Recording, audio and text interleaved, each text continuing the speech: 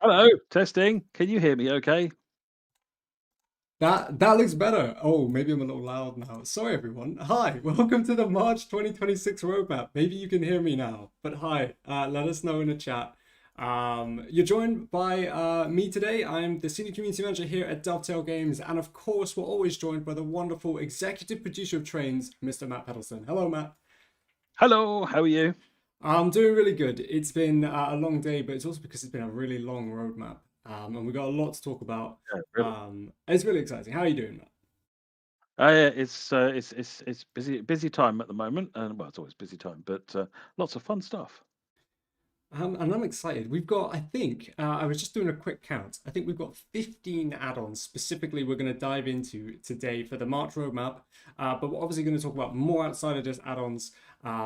So if you are joining us, this is the WCML roadmap live stream. Now we have an article. If you're watching on YouTube, we've linked the article. It's in the description. It's also pinned in the chat. If you're watching on Twitch, you can head over to YouTube, or you can just head over to our community spaces, our website, Dovetail Live website, and you can find a roadmap article. It's a really long one, and so in this stream tonight, we're going to be talking through and sharing. We're going to be sharing new screenshots because one of the benefits of having a stream is that we can kind of just plug a bunch of images onto your screens and show you all the images. But if you do that in an article, it tends to be too long. So we're going to be sharing lots of new screenshots tonight, but we're probably going to condense some of the information. So if you want all the written details, and some of it is really fantastic, take a look at the article that's live now and you can dive right in. But we have some really exciting things to talk about today outside of just the add-ons coming up. And can I start with one thing? And I love this asset because it's gone unchanged for a little while now. It's the Dovetail official Discord asset. And actually, one thing I wanted to talk about, which is unupdated on the screen, so that's on me, is we've just passed 9,300 members, which is fantastic. Fun. It's just a wonderful community we're growing in this space, It and is. we've recently added even more channels. And I've started to see even more members from the Dovetail team get involved, which is great.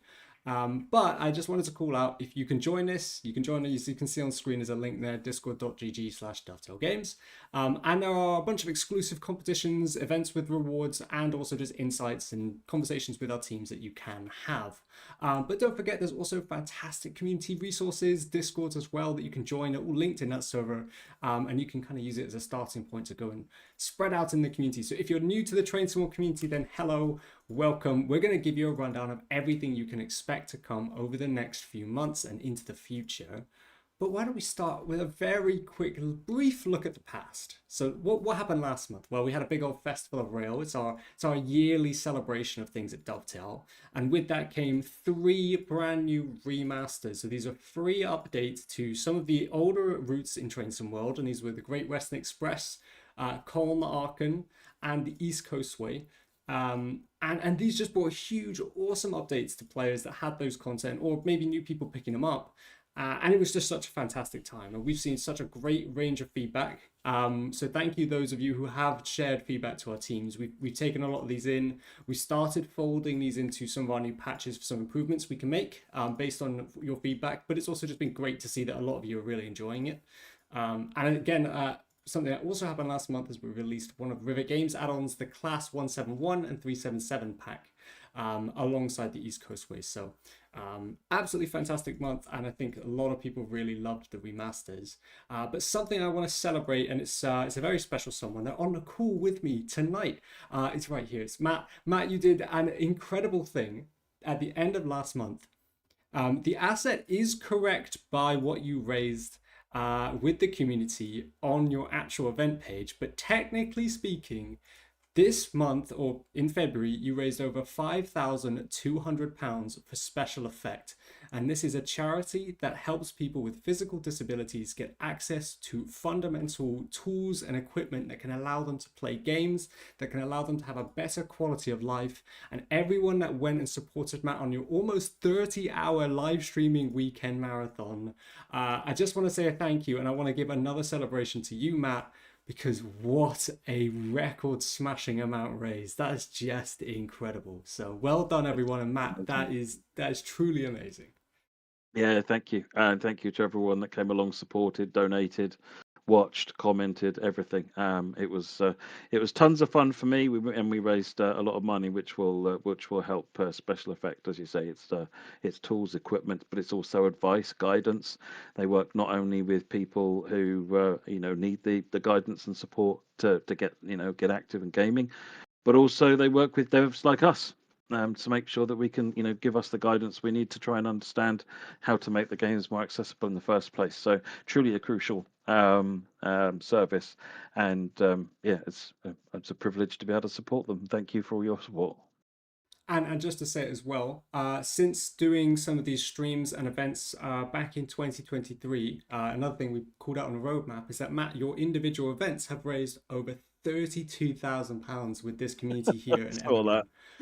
That's just amazing, and that's just in the last few years. So it's a staggering amount. And when I was writing it and sharing that, it just felt really amazing. And it goes to tribute to the hard work that you do, Matt, and again, and the wonderful people in the community that do donate and do support you. So what an amazing month February was. But why don't we take a look at the month ahead? Are you ready, Matt? I'm ready. Let's go.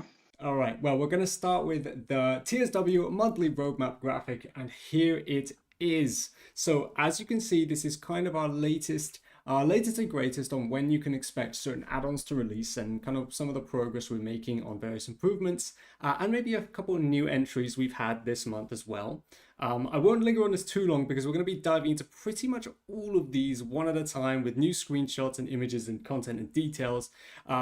Properly in depth. But as you can see there in the top right, you've got Nuremberg to Ingolstadt from TSG as a new German route coming very soon, as well as a brand new US developer to the TSW Development Partner Program, Adamovic Productions with the BNSF Snoot SD40-2 logo as well. And hopefully you've noticed a couple other things shifting around as we're trying to give you the best representation of when you can expect these add-ons, and some of them are really exciting. So we'll dive into the specific details in a moment, and we're going to kickstart off with Liberec's Stará-Paka. This is the first Czech route ever in TSW, in Train World, from the Vector Simulations team. And can I just say, these are some of the most amazing screenshots. I know I usually say this about some add-ons, but I think I'm always impressed by just the variety you get in different screenshots and what they show, and the kind of representation of their country and their origins that they bring. And you know what? This is releasing tomorrow. I think if you're watching this right now, you've got just over about 12 hours or so. 10 a.m. on console, 4 p.m. on Epic Games, 6 p.m. on Steam. That's in GMT as a note. But it's releasing tomorrow, Tuesday, March 10th, on PC and Gen 9 for £32 or €39.99 or $44.99. And yeah, you're going to get a chance to explore the northern Czechia. You get two brand new locos, which you're seeing on screen now, the Class 8 43 and the Class 750. And I think it's Matt, is it this 750 that's the goggles, which is the Among Us looking train? It is, yes. I love the way that was described. And the route itself, you've got 75 kilometers of main line there with 11 stations, 9 stops, and over 80 bridges going through to 8 different tunnels. And one of the coolest things is that you've got such a range of scenarios with this release as well. You've got 9 different scenarios that explores various different operations, and some really interesting in-depth things using the signaling with the in the cab. So it's super exciting. If you are interested and you don't want to just take my word for it though, you can find a range of ambassador and creator content live on YouTube, and you can also watch Matt. Matt joined our team as well as was it Dominic that joined you, Matt, on the stream? It was indeed, yeah. Dominic, yep. Yeah. And you can watch that back, and that's available on our YouTube channel right now, so you can give that a go and take a closer look at the line. But what a fantastic route! Let me get the images back on cycling, Matt. How did you find playing it? It was so much fun. It was quite different. But the sounds were really good. The route has got a lot of variety to it. I know it might some might be put off by the fact that it's single tracked, but it's kind of single track between larger stations almost. So it doesn't feel too lonely. But there's a lot going on. with the trains actually. So they're sort of leaning more a bit towards expert level actually. But don't let that frighten you if you don't like, if you know, not up for the complexity of expert level. It was quite, I found it very manageable. Yeah, really good. The train, both the different trains offer quite different driving styles. The route has got a lot of interesting scenery throughout. This is just an absolute cracker, and probably one of my favourite nighttime driving experiences in the entire game, to be honest. I just love seeing it. And like I said, if you want to give yourself a closer look before it releases tomorrow, you can do that via our previews or via the Ambassador content live now. But it's really exciting, and I can't wait to see all the feedback. We will be opening feedback threads in our Discord as well as our forums as well. So if you do pick it up and you want to let us know that you're loving it, or what things you love most, or any areas you would like to see us improve or tweak, you can do that, and we'll keep a close eye following release. But we've got to move on. We've got 15 add-ons to talk about. And someone in the chat mentioned something as we go into this next one. This is the Expert DB BR145 from TSG. Now, this is exciting. This is an Expert tier Loco. Now, you've got an incredibly in-depth simulation here. Again, we previewed this at the end of last week. So thank you to Lucas. And I know Train Sim Play also hosted a German-speaking preview that you can find on his channel as well. And this is just going to push the simulation. You've got faults that go beyond what we've offered in other Train Sim World faults. So you've got electronic faults, external faults, leaky wagons, overheated brakes, expert coupling. You've got brake heat and ice simulation. And you've also got loads of other additional features, and they've really considered the accessibility of using the Expert 145 from the TSG team, with the automatic brake sheets being inside the cab, and you can change your brake weight and set up your ZDE and your PZB parameters using that. And also alongside this, you're going to get a new T3000 E-Wagon and DHL branded wagons as well as X-certified wagons that come with the pack, with the Zax, the Havens, and a Sugurugamis 90 as well. So it's a fantastic package here. And again, this is really for the people looking to expertify their experience, as we say, and look to kind of push themselves, because this is going to be challenging. And I think it's going to be really fun to get a chance to have a deeper experience. What I would say is there will be extra support coming for this. There will be a manual. There will be more information that we're able to share. And drumroll please, following its release this Friday, March 13th. So hopefully you already know that, because we have shared that news. But it is releasing this week as well. So this is going to be really exciting. And again, I can't wait to see people jump in. Don't be spooked. It's releasing on a Friday the 13th, but everything should be going to plan. Hold us accountable if not. But it will be PC and Gen 9 only. So you can catch this one for €36, £30 or $40 as well. So again, another one I'm really excited about, but something that I did want to mention just really quick, and we'll get more into in the roadmap, is obviously this is a TSG product, and they have various different add-ons and developments currently ongoing. But just to say it as well, the TSG team is a very in-depth team. All of our third parties kind of work differently, and they're able to have various projects on the go because they have various different members of their group working on different things. So you can definitely still remain super excited about the Expert 145, but also excited about some of the other releases as well. Matt, what are your thoughts on the Expert 145? I think it's fantastic. Again, I enjoyed the drive. It gives a very different experience. There's a whole new depth to the 145 compared to the non-expert trains. I think it takes it even a bit further than the original 101 release. So what I will say is there is that manual. Read that manual. Study level locos like this require a little bit of reading in advance. Once you get the hang of it, it's actually not that much different to driving a normal loco. But you've got a bit more going on with the setup of it, and obviously with the more advanced fault management and so forth that's going on, which you can turn off as well if you don't want it. So and that's its own fault system, not the one built into TSW6. So it's it's a lot of fun. It adds a very different experience to driving those freight trains and passenger trains. Remember, it also runs on the on passenger trains as well. Yeah, I can't wait. And again, I know there are a lot of people really excited for this. So I'm really looking forward to seeing what people think and how they find it. But we should have obviously the release on Friday. We should be able to experience and watch some ambassador content, jump in and dive in from Thursday, so just a couple days from now, and then you can get a bit of a closer look ahead of release. Now we're going to continue on because we're sticking with TSG for a brand new announcement today with the Nuremberg to Ingolstadt route, which is their third ever route in TSW, and it's the first ever German high-speed route, boasting an incredible 300 kilometers per hour running speed with the IC3 and the München-Nuremberg Express. And it's famous for setting records on this line. I think Lucas, I think he provided us with some info. I think we originally had in a roadmap that it was the Vectron that reached 357 kilometers an hour on this route, the speed record. But I believe we've changed it now to the Taurus. I believe that was the exact train that was the record setter there. And Lucas did say, he asked me to clarify tonight, it's just because he is a German man that's seen too many German trains. So I thought I'd mention that from his own words. But this should be a really exciting route. We've got some very initial screenshots here. And just to get a kind of idea of what you can expect, this will come with the standard DBBR 101, so not the expert. But you will get the München-Nuremberg express wagons and cab cars, some of which you can see some early whip progress shots currently on screen as well. Again, keep in mind these are work in progress. We're sharing some in development screenshots here. And when we can get you some more further ones on the line as well as further progress, then we will share them.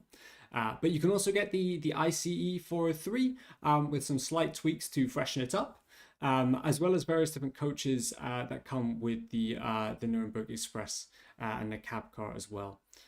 So this will be a very interesting line. And I'm excited to hear what you think, Matt, but I will just say as well, as a little bonus, the cab car for the Nuremberg Express, as well as the wagons, will both become expertified if you also have the expert DBBR 101, which I know people have always talked about when we have like a standard 101 releasing as a new in a new release. So you will be able to kind of expertify your collection here with this line if you do have the expert 101, which of course is another TSG release. So it's nice to see that link there. But what an exciting route, Matt. What are your thoughts on this? It does look good. It does look very good. It is another one of TSG's members working on this project, and it's looking stunning. I was talking to Lucas earlier on actually about the Munich Nuremberg Express coaching stock, and he was saying that they're quite substantial rebuilds. So if you think they look like the coaches from the BR 101 IC coaches and cab car, they're obviously similar, but they've been quite substantially rebuilt. So this is not a lightweight thing. So I think there's a lot to look forward to that one, and it'd be good to have Nuremberg in there represented as well. So it should be a really good high-speed run. And I think Matt, as it's definitely been an interesting day when I'm pronouncing Munich a little bit too literally. So I appreciate the clarification there. But this does look really good. It's glad to see some people excited in the chat because we did just announce this today. So it's another one we can add onto the roadmap, and we can expect to get more in the coming months. So be sure to follow along. And we'll have more screenshots to share from the team as we go. But guess what? We also had another announced today. We announced a brand new US development partner, Adamovic Productions, alongside their first release into TSW, which is the BNSF Snoot SD40-2. And just as it's a new partner coming in, we gave them a chance to kind of set the scene really, and kind of give a bit of an intro line about who they are, as they come in, and what are their goals. And so just to clarify just a couple of points they wanted to mention, they're a team of lifelong rail fans, and their goal is simple. They want to build content that they have always wanted to play, and they want to focus on deep immersion and high fidelity modeling. And they're trying to bring a new level of craftsmanship to the platform. So it's really exciting. We've got some work in progress images we're seeing here of the SD40. And what you can expect here is a new variant. It was built with a longer nose, so the Snoot nose, to house more equipment and tech inside, and it comes with a variety of BNSF freight cars for the Cajon Pass route. So it's very early days yet. We'll be able to share more details about what you can expect, but we wanted to at least give them the chance to announce this month and get another US name out there, and hopefully interest some US fans in the chat as well. So I'll give it to you, Matt, as well. Any thoughts on the Snoot nose? I mean, anything new American, I'm a big fan of, and it's really interesting. I mean, probably the most exciting thing is hearing from another American developer. So, and that Snoot SD40 is looking very, very nice indeed. So, yeah, looking forward to seeing how this one progresses. Very much so. And I'm just really excited for this because again, you know me, big box of US trains. It ticks a box that I just don't think other regions can tick. Maybe you know what? Maybe I'll give it for Czech locos. They did kind of tick that box, but you know, outside of Czech, then the US locos really do it. So I'm excited for this, but also I just love hearing more from new developers. So expect more in the coming months. As I say, it's early days yet, but we'll keep you updated. And we're going to stay with the US because we've got an update for our own routes. This is the NEC New York to Stamford. Now, this has been announced for quite some time now, but we're getting very close to when we want to get it to your hands. And we actually do have a preview live stream of the route coming next Monday, so just a week from now. And oh boy, if you're interested in New York to Stamford, you're going to want to be on that live stream because currently the plan is Matt and Harry jumping on with Tyler from River Games and 2 extra guests from our beta teams with Eddie and Brian. So it's going to be a 5-person live stream. Now I can't wait for that. But this is the next I'm year's going to be route. in so much trouble with all those American people that'll be on the stream. Oh, I'm going to you have to know watch. what? I'm going to have to watch my little quips. You're gonna have Eddie to and stay Brian and very Tyler clear won't let of me get away with it. you know, you've got to be very careful, Matt, with the safety systems, okay? Because you're gonna get judged, I think, if you mess up. Oh no, I know. I'm expecting to be judged quite harshly and probably justifiably. But here you go. This is the next US route coming to Train Sim World 6, and we're really excited. Hopefully, we're sharing some brand new screenshots today. So I know we've not had a chance to really deep dive into the screenshots, but you can expect more from us. Obviously, we've shared some of the roadmap, but more from us soon in the coming few days as well. So that's exciting. And hopefully, you get a better look at the scenery and some of the key art we were showing. But if you haven't heard of this, obviously, this is the next US route. We are getting the new Metro North M8 EMU, as well as the Amtrak ACS 64 and coaches, and the SD40-2 in the CSX livery with the trash cars and assortment of freight cars as well. This route is going to boast a huge variety, including local express and semi-express patterns, and you can catch about 22 stations over just about 54 miles of this track. So it should be really fun. You should be able to experience a lot of the scenery you're seeing here. And again, I think the M8 Loco just stands out. It's striking in that red. Matt, any thoughts on this? What are you excited for most? What kind of gameplay are we expecting to get from this?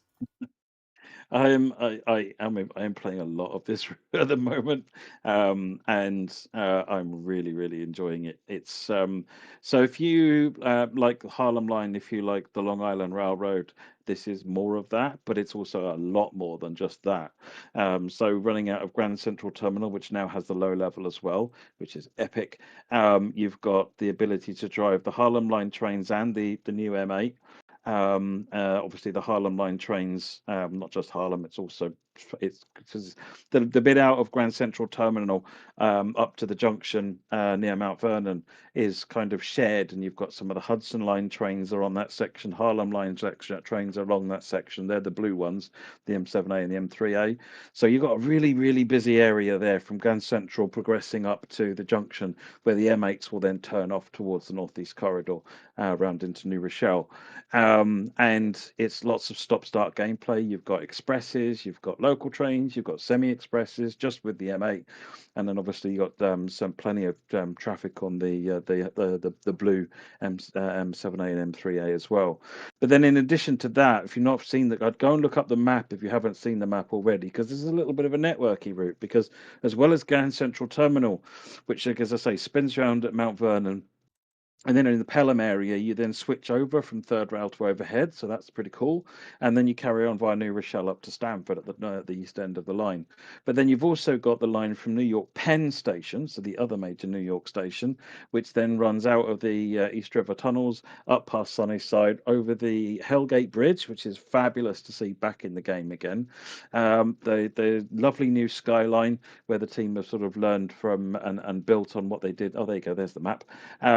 You've got the new skyline, which we first built nicely in Morristown, so they built on that now. So got a really stunning skyline in New York, and then the train carries on before it joins up in New Rochelle and it goes up to Stamford. So you've got express services for the ACS64. Obviously, the Acela is drivable if you own the Acela already.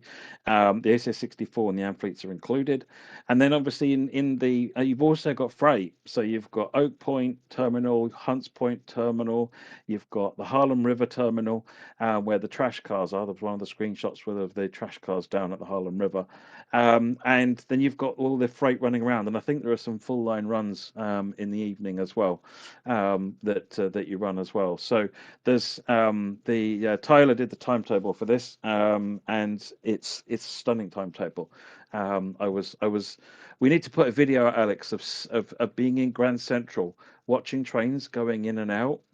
It just never stops. We should definitely do that. Just trains constantly getting in each other's way and so forth, because there's so much traffic going in and out. And he's built a really cool freight setup with the stuff that's on there as well. So this has got something for everyone. It really is good. It's worth noting that the safety systems are on by default. You can't turn them off, the same as with the Long Island Railroad. But actually, they're not hard and will help you. If you're familiar with Long Island, it's the same story, but it really isn't a hard system to learn. So we can take you through what's needed there. It's much simpler than, for example, something like PCB, much simpler, and actually it's pretty much telling you what to do. So I've talked a lot about this. You can tell how hyped and excited I am for and how much I've been enjoying playing it, and probably be playing it after the stream. Sorry, but it's true. I mean, I'm expecting that preview on Monday to also be quite a decent one as well. So I think get ready for that. And it's also nice to see there's a lot of people in the chat as I'm just keeping an eye on it as well. A lot of people are also really happy to see the trash cars coming back. So that's really nice. That's a nice extra there. But what a route, and I can't wait to show more. I know we were waiting on some work in progress screenshots, I think, in our last month, and we weren't able to quite get like the full range, and so just being able to share them today has been really nice. I think the reactions have been really great. But like I said, the preview is coming next Monday, which means you can expect a lot more from us. And I think we've even got some bits lined up for you later in this week, but you didn't hear me say that. So just keep an eye on our news, and we'll let you know when it's coming out. And I think, as you did mention, I think Tyler did send us some details about the timetable. I think we're trying to figure out how to fit that in one article at the moment. So we'll be sure to share that. But we're going to keep moving on because we've got more things to share. One of them is for the DBBR147. So this is coming from our teams as well. This is going to bring more German traction to the Stuttgart-Heilbronn route, and you can see some brand new screenshots today. So we've just got a refreshed selection of screenshots. We don't have tons of new details, but we wanted to kind of bring this to your attention again because this is really exciting. It's more obviously more traction coming in. It's a brand new 2018 timetable. You've got a wealth of AI traffic that includes the 101, it includes the 110 from Bremen, it includes the IC3M appearing at Mannheim in the timetable. And you can also get additional AI services with the BR425, the IC1 from Kassel-Würzburg, the ICT from Frankfurt-Fulda, the TGV will also appear in Stuttgart, as well as the OBB1116 as well. But hopefully these first screenshots do look really nice because, again, some of the previous ones we've shared from this are only in-engine renders, and we finally got it down on the tracks in the game as well. So this is exciting, but we will have more details soon. We'll dive properly into how we've been developing the logo, what you can expect from the timetable, and much more as we get a little bit closer to release. But I'm glad to be able to share this today. And what an interesting look at the logo here. I'm just going to pause it on this screenshot here because this really surprised me. I remember seeing the in development screenshots, but when I saw it like this, something just really stood out, and I think it's got quite a unique shape at the front, which I think is really interesting. I don't know, Matt. I wonder how you feel. I mean, it's not just the unique shape at the front. It's one of the only ones that's got that the ribbing on the side of it. You know, if we look at most others like your Trax Locos, your BR101, they're completely flat along the side. So this thing, it looks almost like the side of a container or something, but it can't be the container train because that's what the BR143 is nicknamed. So, it's a nice modern train. And after the 187's been in the game for quite a long time now, which is the freight one. I think that our team have been quite keen to have a crack at the BR-147, and sort of do our version of that. So keen to see what everyone thinks. But yeah, there's some really interesting formations as well, because the 147, I think all these shots you see it with the N-Wagon, but it also runs, I can't remember what the name of it is. There is a special name for it, like humpback or something, where it runs with the Dostos. And then so it's got the Dostos, and then it's got the N-Wagen cab car on the back end of it. So it kind of looks slightly strange. So there's some really interesting formations that you get with the BR-147 on the modern timetable. So it's kind of it becomes another way to enjoy Stuttgart, which I've already been thoroughly enjoying as well. So I'm super hyped for this one, and being able to come back and drive the route with some different trains. So as I said, I think we've shared some more. We've obviously shared some more screenshots today, which you can see on screen. I'll let them cycle around again. I'll hold it back from being on pause. You can find these in our roadmap article as well. But we will give you the full rundown in the coming weeks as we get a bit closer to release, and hopefully give you a chance to preview the route as well, which will be fun. So we're going to dive on to another one of our locos coming up, but this time we're switching over to an exciting new case of UK freight. Finally, the Class 66 has never seen more competition. Well, this is the BR Class 90 electric freight loco from the Alan Thompson simulation team. And I just wanted to give a bit of a short check-in. We've obviously talked about this in the past, and I think there are a lot of people in the UK that are very excited to dive into the Class 90, especially get some more UK freight on their hands. But there'll be a new timetable focusing on the West Coast Main Line London to Milton Keynes route. You'll get services from Wembley Yard, Willesden and Camden Junction, hauling shipping containers or other locomotives. And the team just wanted to say that progress is continuing. They're still working closely on this, and they're hoping to share more very soon. But we'll have, again, in a similar fashion to the 147, we'll have our own articles coming out when we're a bit ready, and we'll have our preview streams that we can share. But this is really exciting as well, and I think for UK players, again, this is, for some people, it's really exciting. For others, it's an absolute must-have. And Matt, I mean, what is the situation here, Matt? Give me the rundown as if I'm coming into the scene fresh-eyed. Obviously, the Class 66 is special, and I know if Harry's watching as well from a recent trip to see a Class 66, we know how glorious it is. But what makes the 90 so special? What makes the demand for more freight? What makes it so interesting for players? Well, I mean, it's something different to drive if you're a freight fan. The 90 is about as different as you can get from a Class 66 in so many different ways, and a much more modern train. It's faster, it's more responsive, and it's got a very different. I won't dare to say it looks cooler because I'll get in a lot of trouble with somebody. But it's got a very unique look, and it's much appreciated. And while this particular pack focuses on the freight, in reality they've also done other things as well. So they're so well known across UK rail enthusiasts, that the excitement is obvious. To be honest, it's really good to see them coming in and be able to drive them in the game. So this is looking very cool. Yeah, we'll have more details that we can share with you all soon. But again, for now, we're going to jump on. And again, if you want to head to our roadmaps and you want to catch up on the latest for the 90, you can always check our latest edition, or you can find our previous roadmaps with more screenshots. But these are the latest ones we have for now. But we're going to jump on and we're going to explore, well, it's not going to be London to Milton Keynes, but we're staying on the West Coast Main Line. But we're winding the clock back a little bit. That's right. We're going to talk about Crewe to Preston. Now, this is the new route from the Just Trains team. So we're staying in the UK here.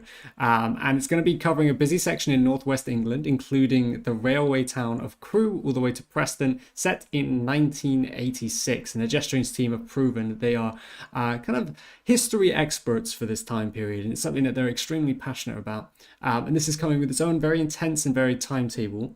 But what you're seeing today as an update, because obviously we have shared this for quite a few roadmaps now as well. But you're getting a better look at the Class 20 and its gameplay role on the routes. And actually, there's some extracts from the Just Trains blog, which you can find on the Just Trains website, so you can dive into all of that as well from their team. But just some extracts here. You're going to get brand new audio with the Class 20 here. You've got traction motor blower sounds, blunt end and cab end horns, including a random third tone that is per the reference of the Loco as well. And also, additionally, the existing audio has been tweaked and enhanced to provide an improved experience as well. But they've also done some big visual updates and details, which I'm hoping you can pull out from some of these screenshots you're seeing, including a full retexture. You've got the BR Blue and the Rail Freight Grey liveries, depot stickers, snow plows, and as well as additional headlights as well. So there's a lot of attention to detail poured in. I think that's something that people really love about the content from Just Trains, that they really add that level of detail. They really take the history into account and a reference, which is really fun. And this should just be really exciting. And I mean, we've been talking about this for some time, but I know people, they love this era. It's done really well. This should be fun. This is pit to power station. This is everything you could want. And of course, outside of the Class 20, you're going to get the Class 86-4 with high-speed passenger and freight runs between Preston and Crewe as well. So this is an exciting route. You're getting dev blogs every month from the Just Trains team, and hopefully we're getting much closer to that speculative release as well. So this is going to be a PC and Gen 9 only route. But hopefully for those of you that can enjoy it, it's going to be a really intense and it's going to be a really wonderful experience. So what a selection of screenshots. And Matt, are you ready to step back into the 1980s with this? Oh, I would happily live in the 1980s.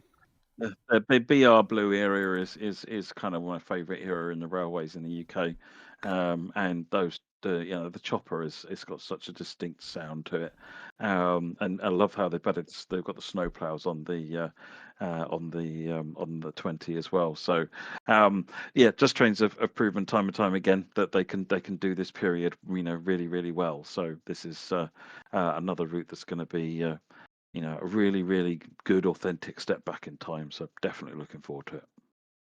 Yeah, there's just answering some of the people in the chat as well. So yeah, they've obviously made updates to the 20 that will be included with Crewe to Preston as well.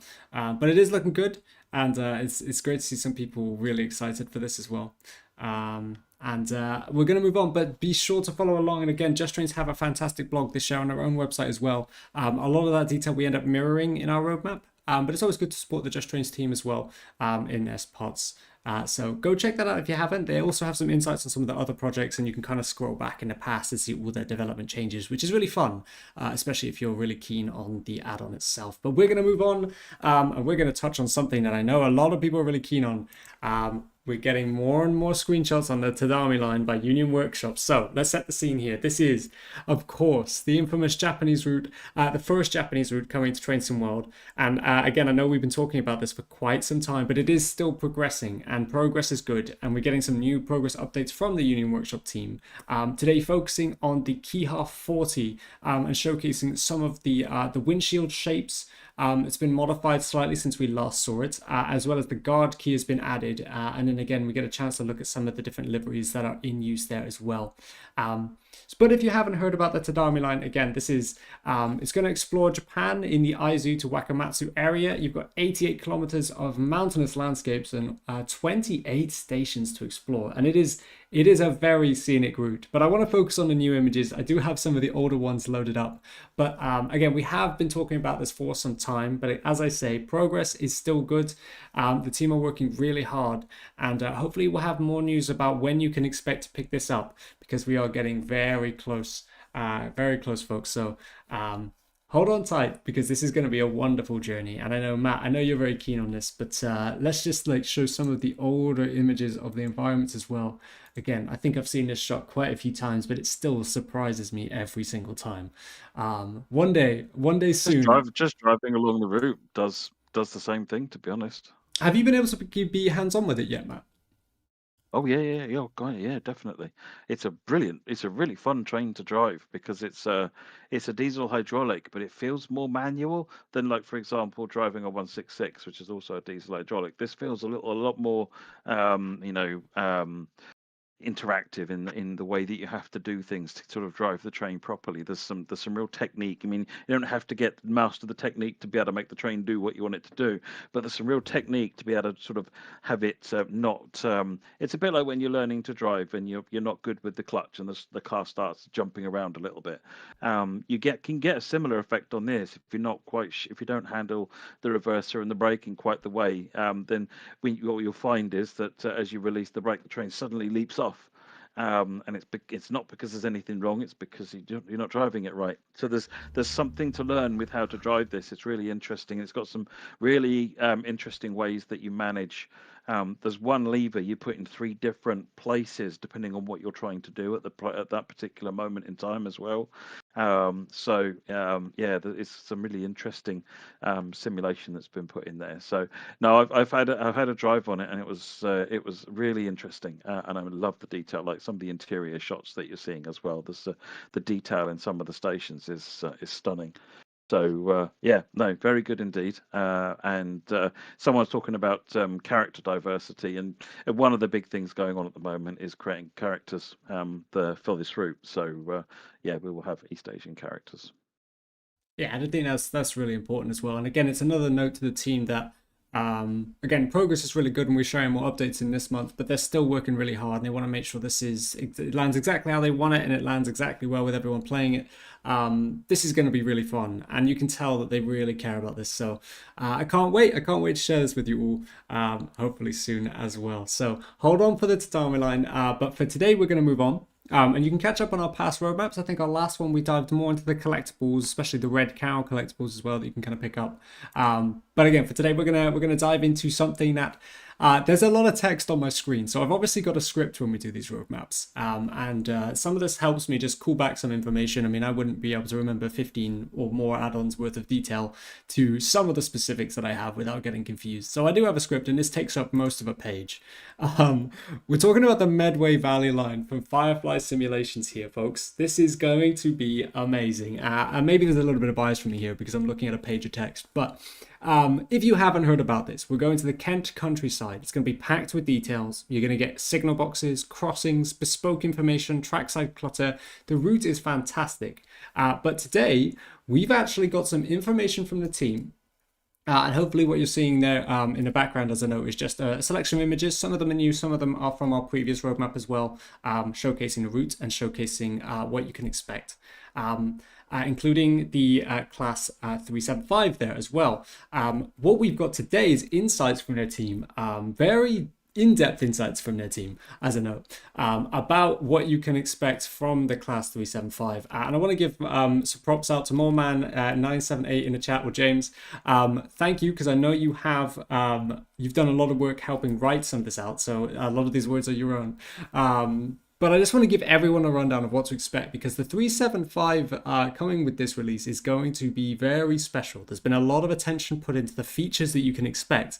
So I'm just going to list off some of them. What I will say is that there is the full detail and written text and copy that you can get from the team in our article. It's really worth reading it if you care, and if you want to learn more about how these systems work. But you've got a custom GSMR system. There is also a way that when you start your services, you'll be able to input the head code of your train and the signal code where your train is standing when you start a service. You'll be able to call the signaler, and it will verbally speak to you and give you instructions. And when you're making that call, it will also display the name of the local signaler on the radio. You also have the ability to receive an emergency call. And you'll get to experience this in one of the scenarios coming with the Medway Valley line. The guard mode experience also has working CCTV cameras. I think we have a screenshot coming up that will show this as well. If it comes up, I'll try and pause on it. There will be operable MCB switches on the back wall. So I'm just going to pause myself there, because there you can see in the top right is that CCTV camera as well. So these do function, which is really exciting as well, and it kind of adds that immersion. But as I was going, I'll let the slides continue. As I was going on, you've got the MCB switches on the back wall, but it includes a range of different features, but that it's not limited to including the GSMR, traction, lighting, ventilation, wiper fuses, and many of these may trip as well, which is exciting. You have custom built onboard announcements as well. So this will also include custom announcements about narrow platforms, which is really fun. And if you're wondering what that sounds like, don't worry, hold tight because I have something for you. But you've also got handles by the exterior cab doors to open them as a little bit of a different way of interacting with the doors. And more surprises, but one of the things they also still included in their update was the new in-depth audio they've included, which is switches, door drives, HVAC units, traction as a primary focus, as well as separate motor audio for interiors, exteriors, different versus braking modes. They've got wet versus dry wiper sounds, and a massive range of flange joint rolling sounds. Just a huge, immaculate level of detail in what they're working on. And I want to give Luck, I think it's Luck or Luke from the article, just a serious shout out because some of the detail there is great, and to the whole Firefly simulation team again for providing us with some of this information. But why don't I turn down my own volume here a minute and play you the announcements clips we've got. So we've got 2 videos. You can find these through the roadmap article itself, but I can play them for you now. 2 videos that showcase some of this detail, and I think hopefully if I unhide this, oh, I need to hide the slide. So let me restart the video. But I'm going to be silent here and let us focus on some of these announcements in this video.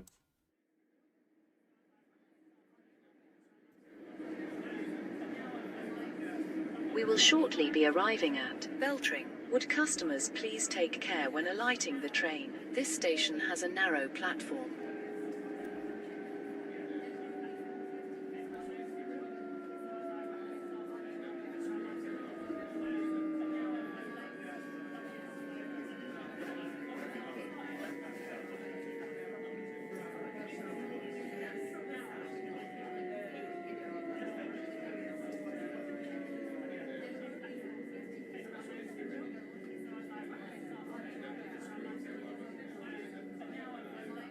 Now, I won't play it all. You can find it on our roadmap article itself. But I do also have a video here that I'll switch to, which showcases the rail sparks. So I'm just going to turn this down a little bit because I think the audio is overlapping. But like I said, you can find this video as well as the announcements if you want to watch it in all its glory on your own in our roadmap articles. But again, props to the team for helping us showcase some of these clips and help us give it a more in-depth chance to look behind the scenes during development. And this is exactly the kind of stuff we love sharing in our roadmap. So again, thank you to the Firefly Simulations team. Again, I'm trying to see if we can hopefully get to the bit where there's the rail sparking happening on the 3rd rail here.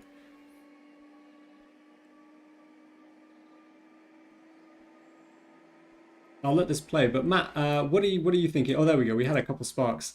What are you thinking, Matt, on this? There's some impressive new stuff that the team have done across the board, just in every way. They've tried to advance the art in just about every possible direction. It's not actually real. I've had a chance to have a play with myself yet, but I'm looking forward to doing so. The route itself, the Medway Valley line, is a really interesting one to drive, and the work that the team have done on the Electrostar is kind of reinvigorating it and making it it's a brand new train to drive essentially. They've done a lot of work on the lighting. I suspect from what I've seen in some screenshots, this may overtake my views on the Czech route in terms of night lighting, or at least on a par with it. So having lots of choice and options, and just the amount of sheer work and effort that the team have put into this is really impressive. So this should be a bit of a landmark route, to be honest, certainly for the UK audience. I've seen Jude Peters, your comment in the chat about animated sheep. There you go. That's really what we were hoping for. This sounds like the toilet debate all over again. But there you go. We've spoken quite a lot about the Medway Valley line. It is very exciting. What I would say is I barely scratched the surface of the level of detail we were given from the team. Read that article. It's linked in the YouTube, it's linked in the chat, and dive in and have a look, have a closer look, have a rewatch of the videos without us yapping over the top of them, and support the team as well. We'll be back, of course, in our roadmaps to share more about the add-on, but also in our coming soon articles when we have more to share, which hopefully won't be too long. So stay tuned. It's really exciting. And hopefully, you know, for those of you that are interested in that level of detail, there is more coming as well from the team. At least they've alluded to it. So the preview should be really fun, I think. But we're going to move on because we've obviously still got more to talk about. And one of them is we're going to switch over to, we're going back to the West Coast Main Line. But this time we're going from Crewe to Milton Keynes in a modern day. This is obviously Milton Keynes via Trent Valley from the All Aboard studio team. And this is really exciting because we've seen a couple screenshots of this. We've had a couple roadmaps of this now. This is going to be really fun. It's going to be dynamic. There's going to be some very heavily busy worked sections of the West Coast Main Line. And one of the updates today was more diving into the specific timetable you can expect to get. And I think this is really exciting as well. And I know the All Aboard Studios team, they put a lot of care into the timetable and they put a lot of work into this. But before we get into the timetable, something that is really fun that I know a lot of people were asking about when we were showing the West Coast Mainline map. I think we were showing it in one of our, it was either the February roadmap or the roadmap before that. It might have been our December roadmap, if I remember correctly. But the All Aboard Studio team and the Just Trains team have worked really hard to add the route hopping markers between where Trent Valley and Crewe Preston would link up, obviously linking up in Crewe. But the All Aboard Studio team are also working to try and implement route hopping for Euston to Milton Keynes and Cross City so that you can get a smooth transition between these routes and forth at Lichfield, Trent Valley and Milton Keynes Central too. And really just make it feel like the West Coast Main Line can just be this seamless connected journey. Okay, maybe the time areas may change a little bit, but that's the fun really. And hopefully working in these route hopping markers will just add that extra level of immersion and staying in the game and just jumping from one piece of content, one add-on and one journey to the next. But this is going to be really fun, and this route is definitely going to bring to life some major stations. You've obviously got Rugby and Nuneaton in between Crewe and Milton Keynes here, and included, if you've seen a couple of images, is the Avanti West Coast Class 807. But just back to some of those timetable details, some of the things we learned today is that there's over 2,300 services across the full day, with over 470 of those being playable from a wide variety of layers. I think it was over 35 layers. But you can expect high-speed intercity, regional stopping services, and a substantial freight presence, building together this big picture of a dense and very believable operating environment. The Class 390 also leads with 135 playable services supported with the Class 805 and 807, as well as extensive Class 350 commuter workings and a broad mix of freight. So it's exciting. There's lots going on. It's very detailed. It's going to be very busy. 2,300 services is not a small number. But also one of the things that they wanted to share today was that they've recreated the, I think it's the Hemmys farm. I hope I'm not mispronouncing that. It can't be worse than when I was saying Munich earlier. But you've got the well-known Hemmys farm lineside location. And that's a really fun area where you can just go for a bit of train spotting. And they detail this in the article. But essentially they've added a spawn point so you can just jump straight there and take yourself out of the action and just enjoy to see some of this busy timetable come to life around you without necessarily being the one behind the controls themselves. So the team are really proud. They're really excited to show us more. I know everyone that has seen some of this, they're also really keen to see more about the All Aboard Studios work too. And just a little hint on collectibles. I think we might have an image somewhere in a set, but you'll be able to grab wheel sets that gives a nod to the Wolverton works, rugby balls, obviously giving a nod to rugby, and Tamworth spuds. And I think we've got a screenshot somewhere in here with a potato on a bench, essentially. So, Matt, any thoughts on this one? I mean, this was always a route that I really enjoyed in Train Sim Classic, the Trent Valley line. So when I heard All Aboard were working on it for Train Sim World, I was really happy. So especially with the 807 coming in, more high-speed trains, and another really good stomping ground for the 390, which it sorely needs another good run to exercise the wheels. So yeah, lots to do. I'll probably be driving the 350, knowing me, because that's my style of gameplay. But again, it's another route that's got got a bit of everything with the freight and the high speed and the commuter stuff on it. So another absolute winner. Looking forward to having a play. And yeah, just seeing Trent drive it seamless. Yeah, we may jump a few decades or two, but otherwise it could be seamless. But anyway, for those of you looking for more information on the West Coast Mainline crew to Milton Keynes with via Trent Valley, we'll be sharing more very soon. This is a really exciting one, and I know the All Aboard Studios team are very keen to give us more as well and more details. So we'll let you know as we get a bit closer. But now we're going to hop over to we've got 2 releases from the High Iron Simulations team. So we're going to touch quite briefly on the BNSF Electro-Motive GP60M from the High Iron Simulations team. So this is a new US freight loco. And you can see some images scrolling through at the moment. What we had was a first image as well. Only one of these is new. I think some of these we've had rolling through from our previous roadmap. But you can get the update today they wanted to share to you is that the GP60M and the GP60B, as well as the rolling stock and gameplay, are now in testing. So they're continuing to work, but they wanted to just say that they're testing these. They're trying to make sure that they can get this as short as possible ahead of release. But this will come with the GP60M and the cabless, the B variant as well. You'll get them in the BNSF H2 and H4 liveries, and the cabless version will be dressed in the H1 BNSF livery as well. You also get a range of other units, the all-new 3-unit articulated spine intermodal car, and this will be service timetable and scenarios on Cajon Pass, as well as 4 scenarios on the San Bernardino route as well.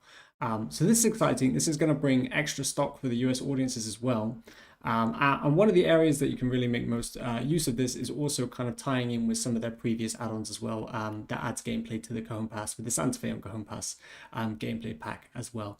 So this is really exciting. The team are working hard, and this has obviously just gone into testing, and we'll be able to share more with you soon, very soon, on this as well.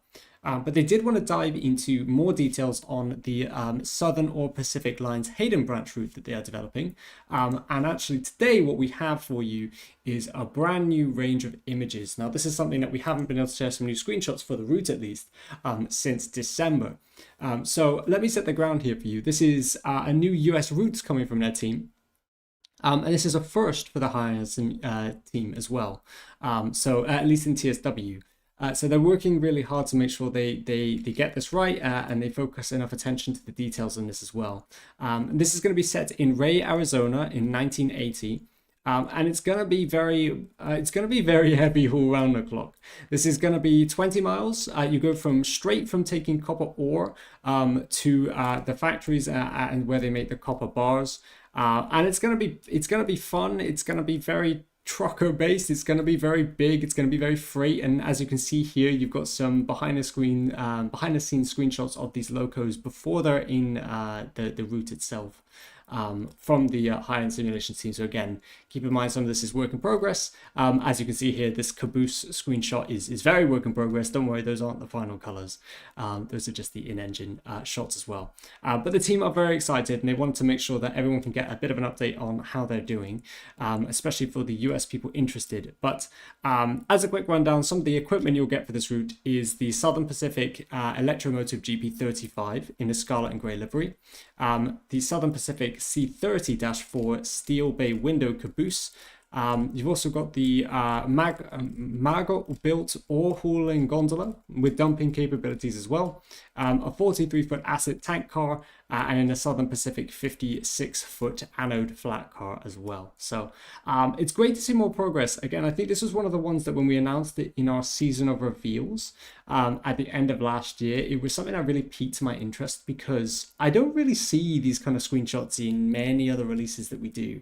And again, I wonder if Matt, you have any thoughts on this, but it just is distinct. And I think that's what really stands out to me. I mean, a lot of our other routes, whether you explore new countries, be it Czechia or be it Japan or be it Germany, you know, they obviously have their own countries feel, they have their own uniqueness, but nothing quite screams the US like desert, cactus, mines, freight. You know, this is a very different tone.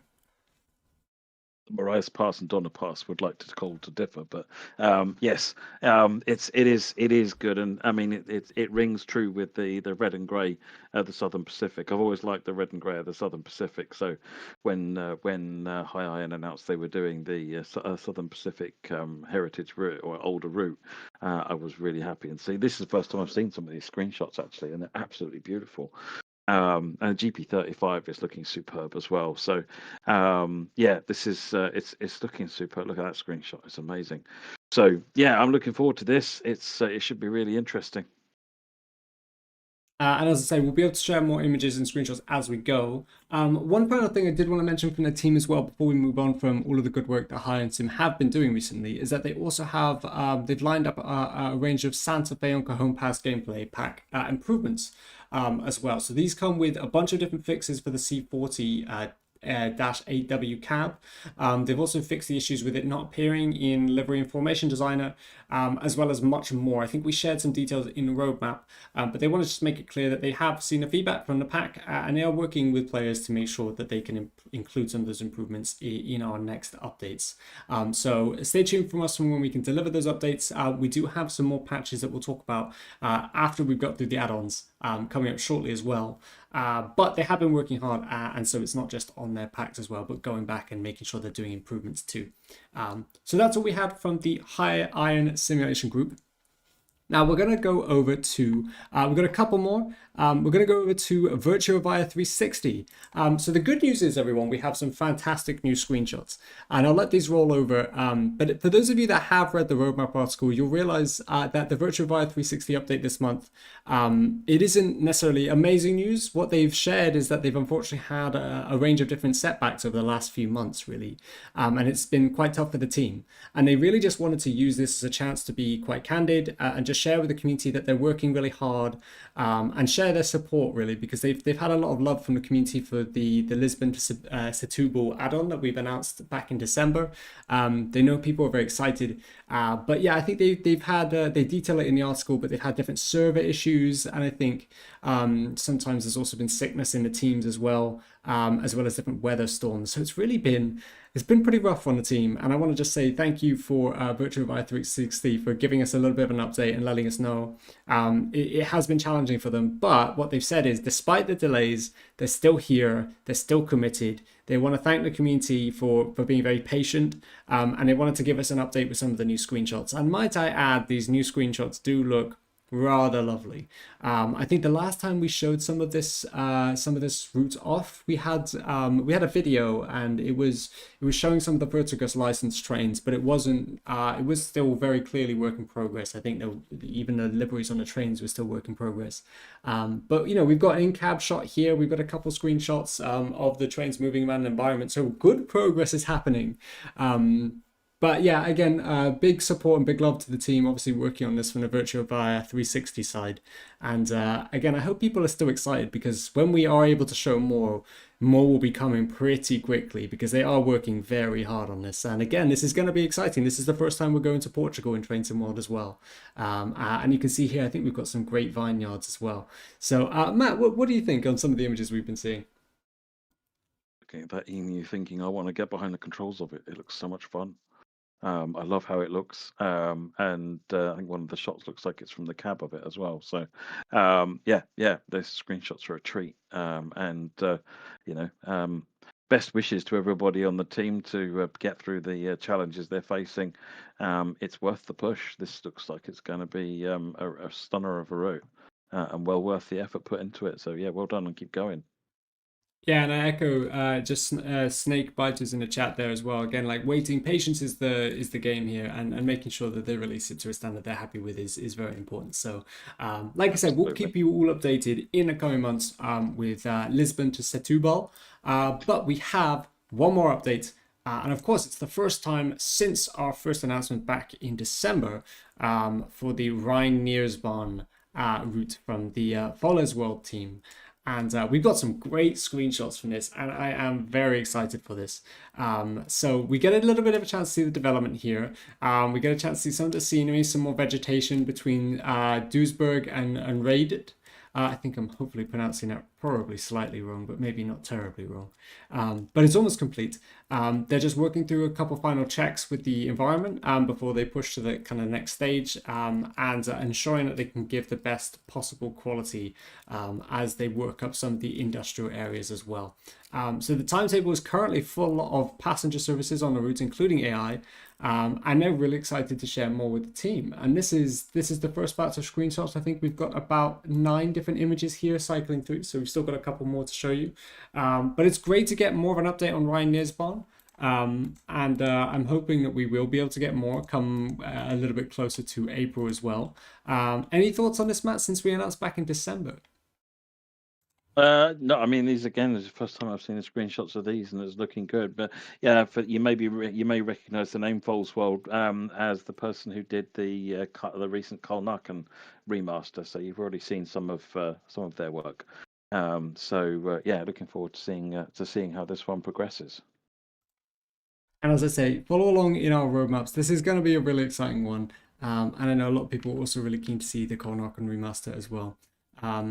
But we have just gone through 15 add-ons worth of content, and before we come back to cameras and move on, I'll bring back to our March 2026 roadmap graphic here, and then you can kind of see all of the different add-ons we talked about, where they fit on the on this asset here as well, on this image, and get a sense about when you can expect what to arrive. So stay tuned, it's really exciting. We've got lots coming up, and obviously we didn't talk about every single thing on the roadmap here, but if you haven't talked about it in this roadmap, assume we've either got an update that we can bring to you very soon in a future roadmap in a different article, or that there's nothing to update on this month at all. But here's what you can expect. It should be a very exciting month. And again, I think some of our previews coming up are going to be are really fun. And I know the Medway Valley one is exciting, but we've also got Stamford next week. And we've got two releases alone this week with Liberec and the Expert 145. So we're going to move on. I'm going to bring back the cams. We're going to talk a little bit about some of the other things. So we're going to talk about improvements. We're going to talk about patches, and we're going to talk a little bit about an update on the state of the game. So I think we'll start with the latter of that previous list, which is the state of the game. Now, in February last month, what we did was talk about 2 of the biggest issues we're seeing in the game right now, and our general approach to how we're tackling these and what kind of progress we've made. Obviously, we kind of teed up the fact that as we work towards some of these core improvements, there will be a slight reduction in the updates cadence for TSW. I'll talk about it a little bit later, but we do have TSW's next big core update coming just next week, which is great news, and hopefully we'll be able to share you a list of improvements that will come with that update soon. But I'll save that for now, and I want to touch on again these 2 areas. So just to re-summarize, we don't have any images to come with this, so this is going to be the talking segment.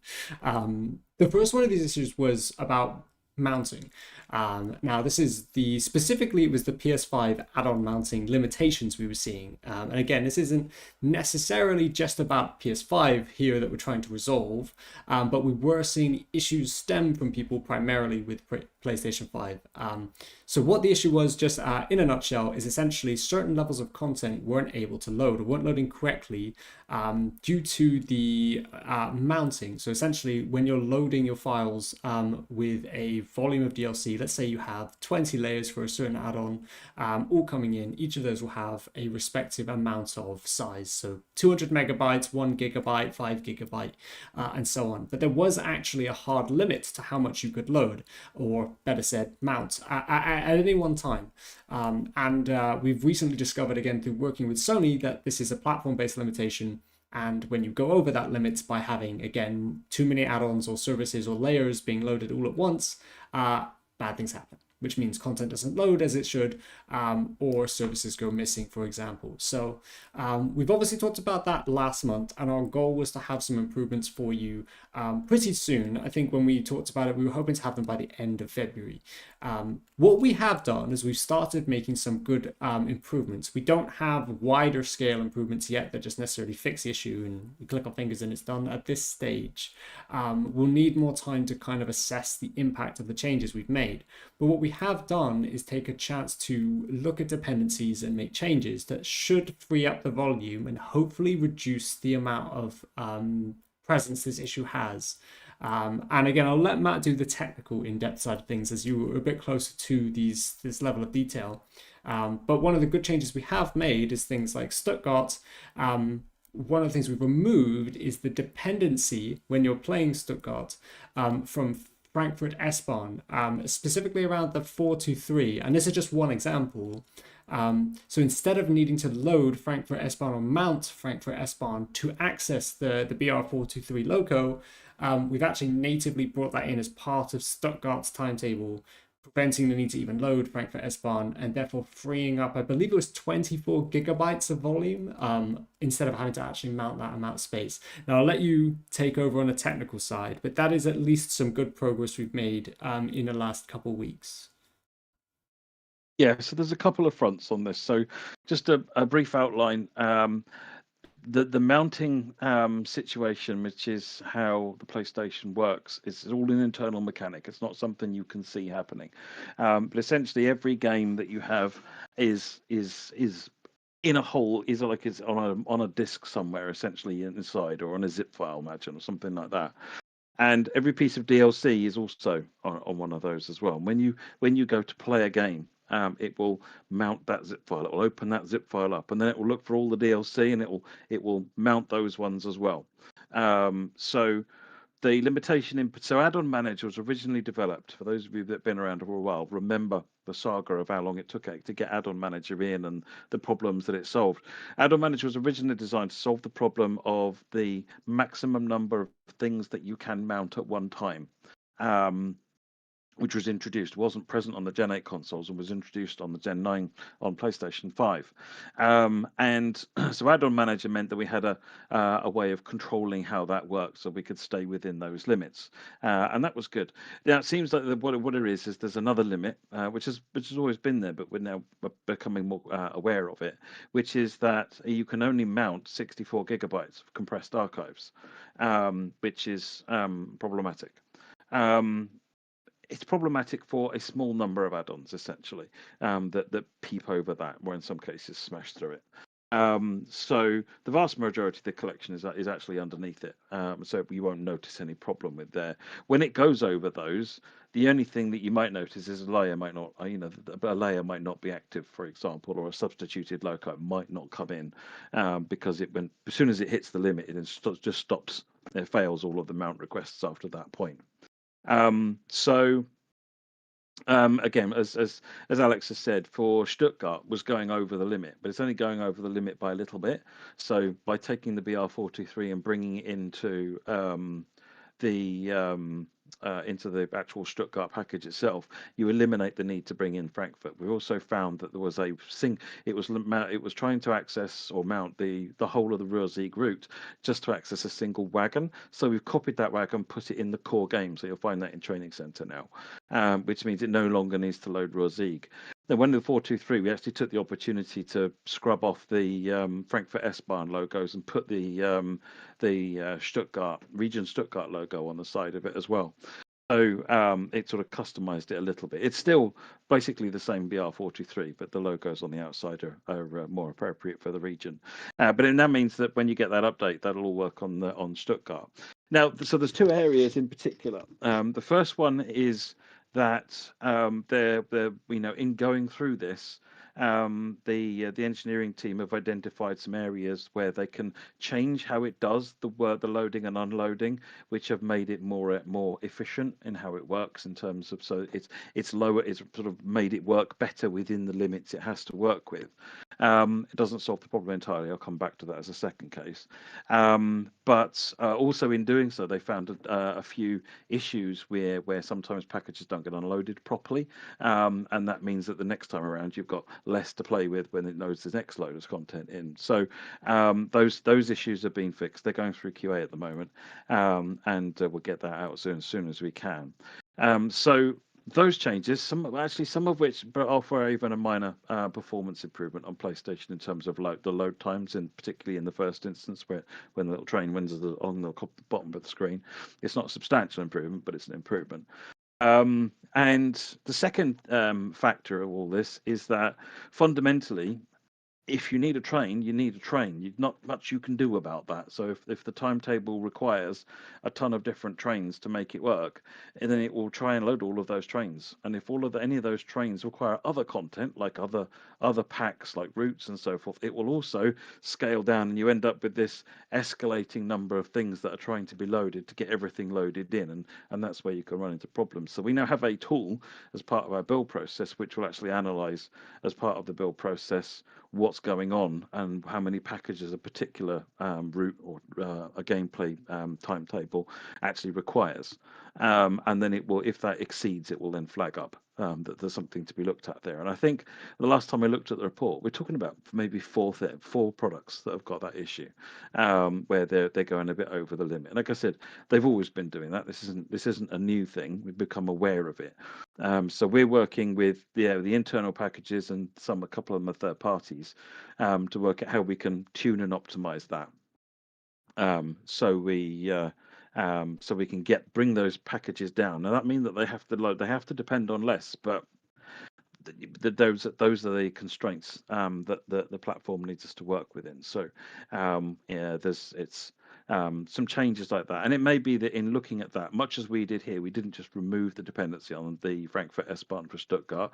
We worked out a way that we could eliminate the dependency, and that's certainly the approach I'm trying to push forward, and will be recommending for anybody else affected by this, and even just generally speaking, and anyone's making content, even if you're not hitting the limit, you need to be being as efficient as possible, because that will reduce load times as well for the game, and in the first instance, and obviously when you go into it as well. So it's a good set of improvements, and looking forward to getting those out. And obviously there's the Stuttgart update, which will be comes with a bunch of other stuff as well. So it's but yeah, that's where we're at with that one, and so we're just in the process of wrapping that up, so we can get engineering focused onto what Alex is going to come on to next. Yeah, actually though, but before you close off as well though, I will mention that I think moving that Frankfurt S-Bahn dependency does actually include I think it's again, this is from James Lewis, so I appreciate the context here, but I believe it includes over 400 services to both the original timetable, but also then the DBBR 147's 2018 timetable as well. Again, it does also include a bunch of other good improvements, and I think they've also amended some of the services to reflect using the S-Bahn condition as well. So there are a lot of good changes in that batch of improvements we're having with this update as well. And again, I think hopefully some of the longer term learning here is and future thinking for content coming up is the learnings we've had when using layers about how we can be efficient with them. That's not something we learn now and then forget about. It's like permanent learning and permanent growth for the team that will hopefully make future content just that level better, and that level more efficient moving forward. So that's really exciting as well in some ways. But as I know, current status is, as Matt says, hopefully we're wrapping things up, and we'll let you know when we can get these kind of changes further along in testing as well, and kind of headed your way for release and for use. But again, some of it might come in batches as well. As we say, the Stuttgart changes, we're hopefully having them in the coming weeks, but they'll come ahead of other changes as well. So right, we're gonna talk about obviously the second part of this as well. So we'll move on to that. Blur textures, the big bad.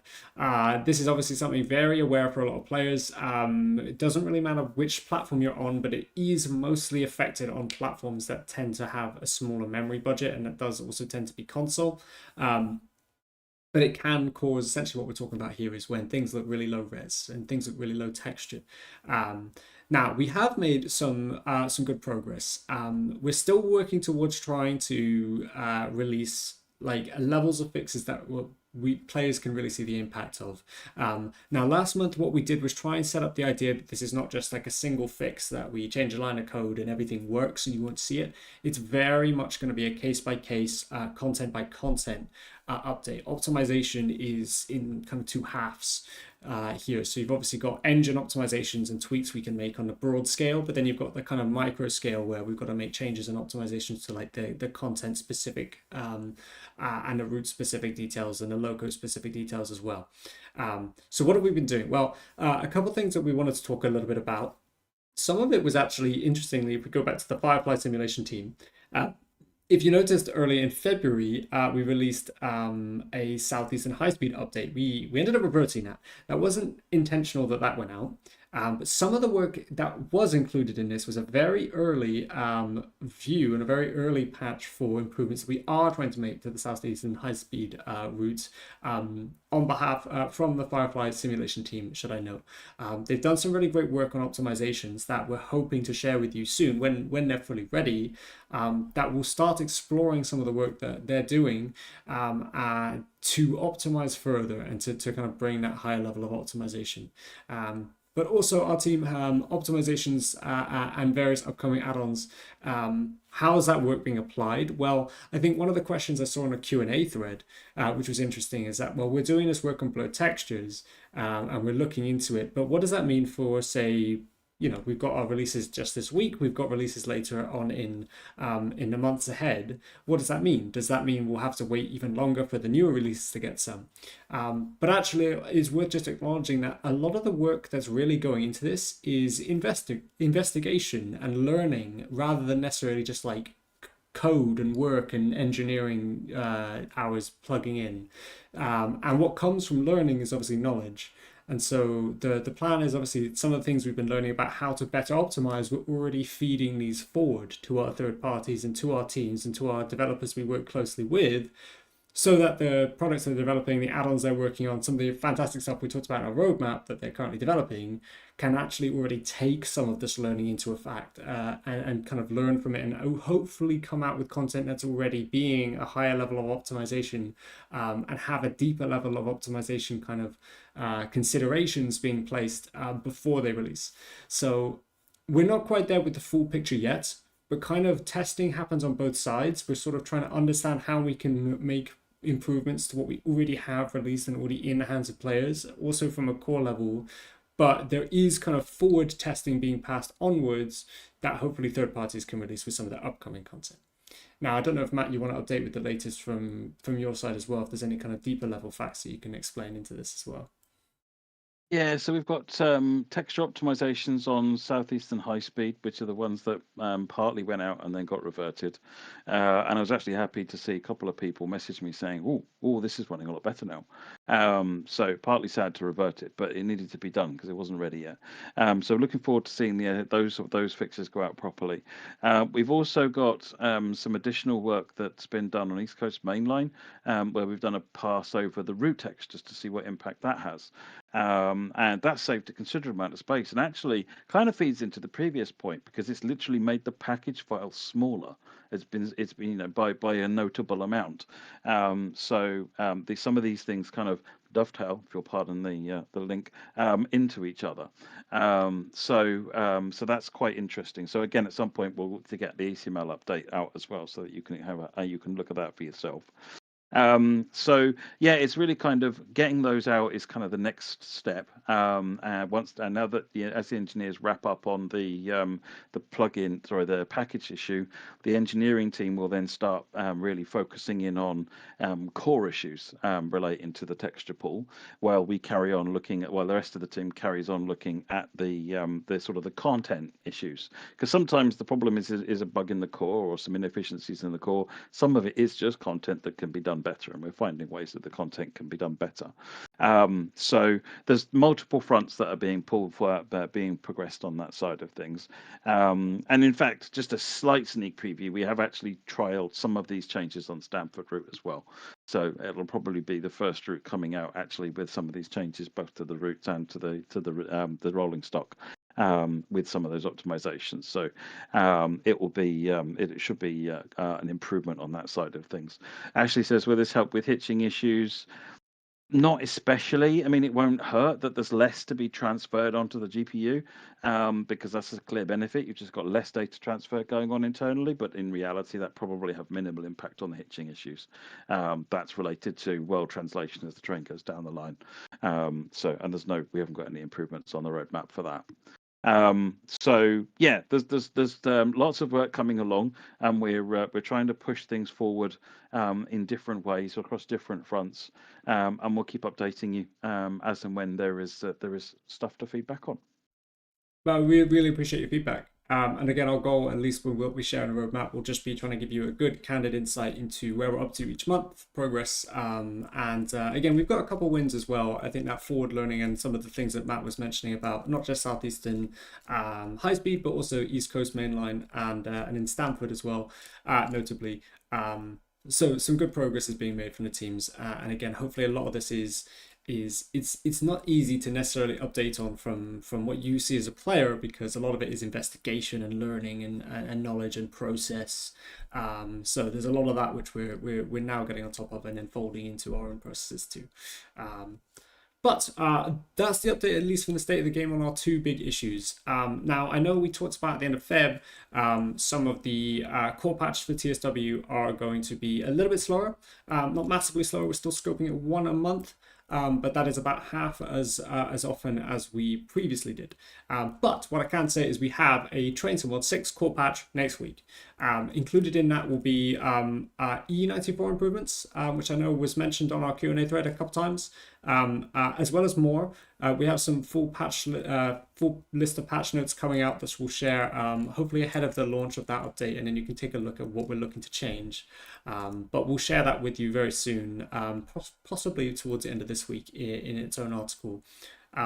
But on top of that, as we've mentioned, we talked about the Stuttgart improvements, again, removing that Frankfurt S-Bahn dependency, adding more services into the base timetables, but also other improvements. And I know there was another wagon that was copied in, as you mentioned, Matt, removing the routes ignored as a layer and copied into the route as well, alongside some changes too. And then we've also mentioned it, but I'll say it again about the Santa Fe improvements from the high-end simulation team. They've got 40 total changes here. And again, some of that just makes the usability of the stock work better in the livery and formation designers, the functionality of readouts in the SD40 and the C40 cabs as well, various visual and animation updates and fixes, and then also some other changes to the cab configuration controls. So lots of good changes there, and we'll keep you updated. But again, big news is core patch coming next week, and you should be able to see some of those change logs and some of those update notes in an article soon. So fixes are coming. But it's worth noting again that the priority from the team is on those previous two big things, which was the mounting, which is the blurred textures. So whilst it's great that we have another patch, again, that priority still funnels into those two bigger issues to make sure we get those right. So hopefully you can see some more progress soon. Now we're going to dive through very quickly through our community corner. I'm going to check out the March monthly mastery. So this obviously went live at the start of March, but this should be available in game to you now. So you can pick up the latest poster and the latest livery challenge badge as well. And let us know how you find it. There's a couple challenges here to test you, but again, these aren't necessarily designed to be super difficult. They're just meant to give you a bit of a challenge and maybe stretch your legs on a type of gameplay that you wouldn't naturally jump into. If you're not a big scenario player, it might just encourage you to jump into a couple of scenarios. And again, in that first tier and in some of our previous challenges, there is a very specific challenge we usually ask you to do, whether it's driving with a certain weather condition on or with the rain fog on, just to try out some of the different features of the game and build up your badge collection and poster collection too. So check that out. It's live now. Now, another thing that's really interesting, and we're in the wider community here as well. We announced that our Thomas and Friends Wonders of Sodor game will be arriving on March 17th. So a little over a week from today. Thomas and Friends Wonders of Sodor launches on the 17th of March for PlayStation, Xbox, Steam, and the Epic Games Store. Nintendo Switch is also coming, but it's coming soon. We're working hard to bring this for everyone that's a fan of Switch and a Switch player as soon as we can, and we'll give you the dates when we have it confirmed. But I know there was a couple questions in chat, so I wanted to acknowledge it. Wonders of Sodor is going to be really exciting, and it's coming in just over a week. So this is going to be amazing, and you can find more information out on the official Dovetail Discord server. We have a forums section open for Wonders of Sodor as well, and find out more news from the official Dovetail Games YouTube on more, where we're sharing the Meet the Characters videos that go out each week. But also, and hopefully I've got some slides going around with this, what we did at the end of February was we shared our first Metro Rivals New York dev blog, full boost ahead. We gave an exclusive first look at gameplay. We had a little bit of discussion of play test features, as well as our different play lab insights as well. So it was really fun. If you haven't had a chance to look at this, take a look back in February. I think it was February 11th or February 12th. That we shared this dev blog, and we really gave some more insights as well. And I know Jan and some of the team, Samuel and Gabriel, jumped on a live stream to talk more and answer more questions from the dev blog and with a Q&A as well. We are planning more details to come out very soon. We don't have them compiled just yet, but stay tuned if you are interested in Metro Rivals. And these slides, they're not moving around, are they? I'll do it manually. There you go. But we did have some fun images and videos that we wanted to share. So stay tuned. If you're interested in Metro Rivals New York, be sure to follow along. Be aware in our community spaces, and we'll let you know when there's more news and more images that we can give to all of you as well. And I've got this one here as well, but again, I just wanted to bring it up because it was at the bottom of my list, and what an amazing amount of money. So thank you all for Game Blast. It was such a wonderful event, and as I say, what an amazing effort from everyone in the community, as well as you, Matt. And I did want to shout out as well, whilst it wasn't streamed on the Trains of World channel, Harry, our community manager here, who obviously runs a lot of our preview live streams, she also ran her personal stream, raising money for Special Effect, and raised over £500. So together, you and Matt raised directly £5,000, but what that translates to is actually more closer to £6,000 for Special Effect. So joint effort, and huge props to you both. Yeah, well done, Harry, as well. And that takes us to our Q&A. So what I've got for you is a list from our Q&A thread. Now, again, I'll say this as well for everyone in the thread, but also everyone in the YouTube chat as well. There are certain questions we just can't answer. We either just don't have a good answer for, or maybe they're framed in a way which just isn't really appropriate for us to answer.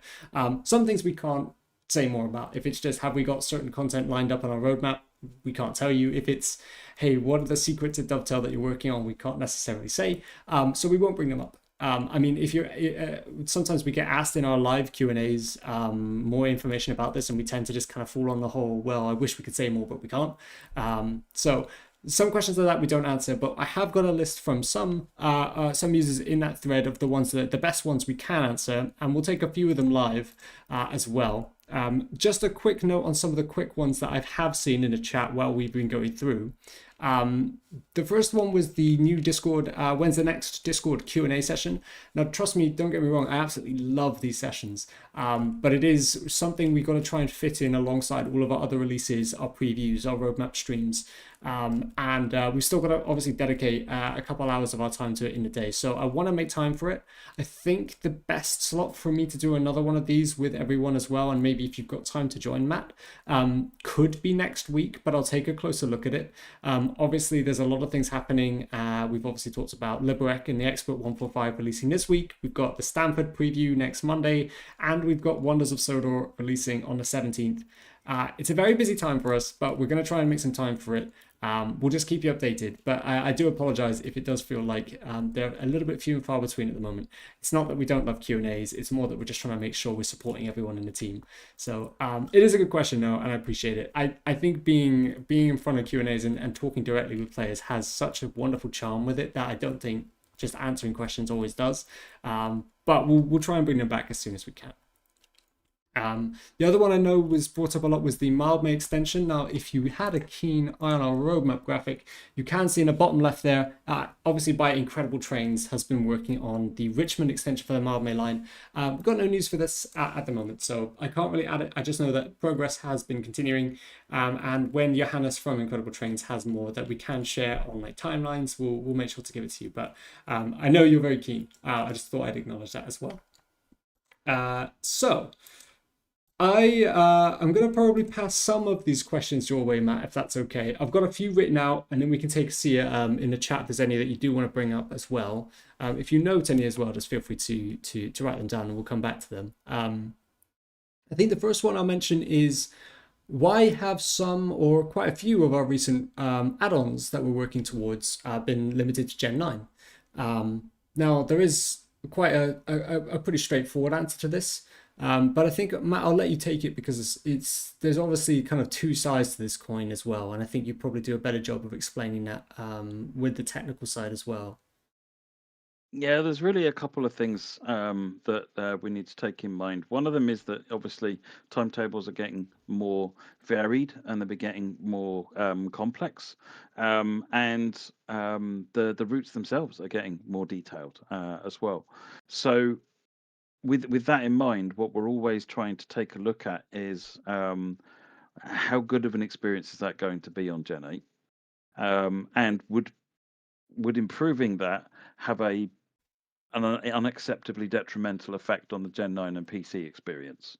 And so we're looking at it from both angles to try and work out what's the right way to do it. And then, if then a discussion is had basically to work out whether or not this should be a Gen 9 only release to sort of to make the best of it, because sometimes you could cut the Gen 9 experience too much and still actually not be in a brilliant place on Gen 8. So at which point it's not a good thing.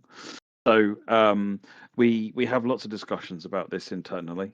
We try and make everything Gen 8 compatible that we can, but I've always said we're not gonna hold the full experience back because of Gen 8. The number of Gen 8 players is getting pretty small now.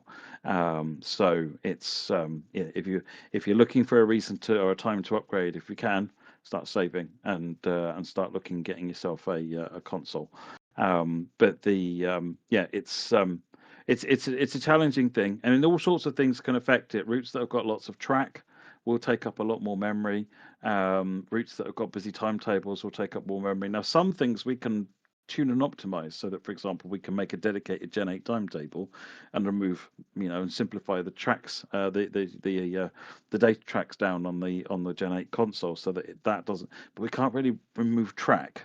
That's all got to be there and is always loaded all of the time into memory. So it becomes quite a big thing. So it's it's an interesting mix trying to find the right answer there. But in our minds, it's making sure that the majority players are getting the best experience that we can. Yeah, I think that sums it up pretty nicely. Something I did want to mention as well, because I saw it in the chat before I jump to the next one of my questions on my list, at least. 91JRH. It mentioned about sales and discounts and why does it seem like maybe there's less than before on console.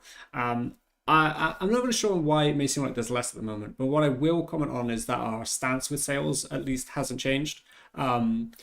The first caveat is obviously we cannot mention sales that we're in that haven't happened yet or aren't live yet. So it's hard to say, hey, check out on this date or stay tuned this week for X sale. We can't really do that. We're not supposed to from the platform. So whilst I can't say what sales are coming up, what I will say is, generally speaking, if there's a sale we can be in, we're in it. There are other caveats though. Sometimes when you're involved in a sale, you have to be aware that certain add-ons that you put on sale, they go on like essentially a cooldown. So that if you put them in a sale, you can't put them in the next one. That cooldown can be, I think it's, I'm just guessing as I'm not super close with it, but it can be as big as something like 30 days. It's not like a 1 hour cooldown. It's a longer cooldown than that. So it does mean that when we put certain add-ons on sales, we've got to consider, well, which add-ons is it? And when do they go on cooldown? And how do we line this up through the year? And obviously there's lots of holidays you can line up with sales, Easter and then summer and then spring and then winter. And obviously the seasonal sales throughout the year and then the smaller ones as well. But generally speaking, our approach is if we can be in a sale, we try to be. And we try to be with as much as we can, especially of the back catalogue content, especially if it's been out for a long time. We try to give a lot of the older content like a really deep dive, deeper discount as well. So hopefully you'll see more sales. I know there are some that we're hopefully going to be involved in soon, but I obviously can't give you specifics. But just stay tuned, and we'll let you know more as they come. But generally speaking, again, we try and make sure that we give the best offer for a lot of our content that we can. Hopefully that gives you an answer. I've got another one here. I think maybe this is probably better suited for you, Matt. It's probably more of a suggestion than anything, but essentially it's why have we not been back to the London Underground? I guess it's a suggestion for more underground content, which might have the tunnel issues or maybe some other considerations to it. But is there any reason why we haven't been back? I mean, there's so much content to make. There's more content hasn't been made than has been made. But I think that the team would probably quite like to do another London Underground route at some point. I certainly would. But one of the things that's a real challenge with something like the London Underground is that they become super dense in terms of the number of stations in a short space of time. Look at Bakerloo Line; it's only 14 miles. And then the other problem you've got is on Unreal Engine 4, you need to do this process called light baking. And if there's anybody in the chat that's ever done light baking in Unreal Engine 4, yeah, the idea of just light baking one station is quite a lot of work to get right, and to get that process. And by a lot of work, I mean an awful lot of hours of work need to be put into that. And that's not just modeling the station. This is literally just running a light bake and waiting for it for 20 hours for it to do its thing, and then you can get back to PC and see what it didn't work and then tune things and do another big light bake. So it's quite a time-consuming process, and that's just for a station. If you then extend that over, in the case of Bakerloo Line, 7 miles that has to be light baked, it's an unpleasant experience. It takes an incredible amount of time, and the end result is fabulous, without a doubt. But it is a very time-consuming process. So you got a combination of things that are really hurting the dev cycle quite considerably there. With you've got a lot more stations in a lot smaller area. You've got this light baking for large chunks of the time. And that's what makes an London Underground route massively more difficult than making an overground route. So that's the big thing, sort of steering us away from doing a London Underground route. Certainly at the moment, we're always looking around for options, and a couple of you suggesting why not move to UE5. It's not the option. That's you don't get to use UE5 features without basically rebuilding the game to use them from the ground up. You can't just pick and choose as you go, and unless you do that, there's no benefit to using UE5 as well. So you say, but there's no vegetation to lay DJ Snap Attack. Very good, very true. But laying vegetation is easy compared to light baking 7 miles of tunnel. Much rather lay the vegetation. So it's it's an interesting, it's a good question, but it's mostly down to the large complexity. Bakerloo Line, we thought that a 15-mile would be a good starter route to try out doing underground. It ended up being, in that particular year, I think, one of the biggest projects of the year, which for a 14-mile route doesn't really ring true, but that was a significant learning. So the idea of doing, for example, the Piccadilly line was another one we looked at the time, where you're looking at more like about 50 stations over 30 miles or something like that. The amount of time that would take would be pretty scary, actually. But I guess what I would say is, what a fun reflection it is to look back at something like the Bakerloo Line and that 15 miles and trying to understand the tunnel baking through that with. And again, I'll just mention some of the work that the team have been doing on Metro Rivals as a note.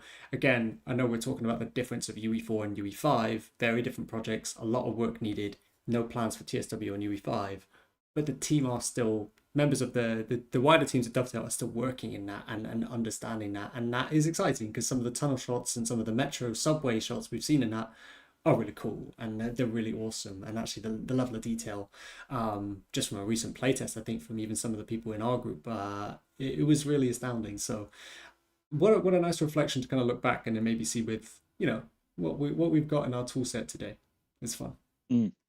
Absolutely. Metro Rivals is it was part of what we wanted to do with Metro Rivals was specifically to try and improve that, because in Unreal Engine 5 the whole light baking process is gone. or it's not there. You don't need it, and so that makes life so much easier. To be able to look at doing these things and to get much better results much more quickly. So we're learning a lot with Metro Rivals and sharpening our tool set as we go. So it's that's a really interesting project, but it is actually very closely related to the experience of doing Bakerloo line. I'm so glad we did make Bakerloo line. To be honest, it's a really fun route. But yeah, that's kind of why there hasn't been another one. Sorry, someone just asked about, is it related partially to how many self-driving or heavily automated lines there are on the underground? Doesn't help, but you can work around that by just going a little bit earlier before they were self-driving and automated. There's not much point making self-driving trains. There's not much gameplay there, but you don't have to go too far back generally to get to where they are fully driven and a good experience. So I'm less worried about that. Some good questions though. Again, that's kind of one of the ones where we might not typically answer that right away, but actually it was a really fun discussion. So thank you, Matt. Right, I've got one from Dal here. Again, this is from the forums. When are the next improvements? And I think I also touched on a question from Puddington there as well. So again, next TSW6 core update is next week. We haven't released a full list of patch notes, but in them will be the E94 patch that I think we've touched on the past, as well as other improvements for various different releases too. Like I said, I know we've talked about Santa Fe improvements and Stuttgart improvements. Not all of these are scoped for the core update next week, so we'll make sure we share a clear patch note list that you can expect and what's in that. But hopefully next week. So that answers a couple of questions there. I've got a really fun one as well from It's Gorov. I hope I'm pronouncing it right. And I think this is definitely coming up from a recency bias as well. And it's, will we continue to look at remasters? Obviously, February we announced Connacht and East Coast Way that were coming in a very similar time frame as the Great Western, which we've been talking about for quite some time. But that was 3 remasters in a month, and that was awesome.